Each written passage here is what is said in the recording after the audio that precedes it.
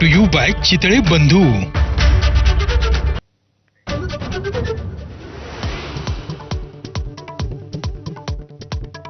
Iran विरुद्ध America युद्धामुळे कच्च्या तेलाच्या किमतीचा भडका, दरारात 30% वाढ, पेट्रोल डिझेलच्या किमती वाढण्याचा अंदाज.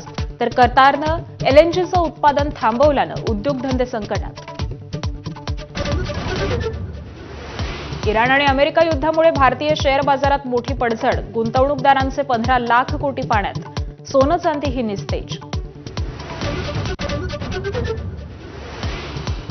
इराणचे नवे सर्वोच्च नेते मोस्तबा खामेनी हल्ल्यात जखमी, इराणच्या सरकारी वृत्तवाहिनीची माहिती.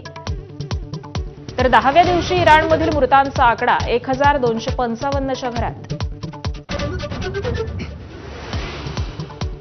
उपमुख्यमंत्री अजित पवारांच्या अपघाती निधनानंतर रोहित पवारांची धावाधाव सुरूच. दिल्लीत केजरीवाल, अखिलेश यादव यांच्या भेटीनंतर रोहित पवार आज राहुल गांधींची भेट घेणार.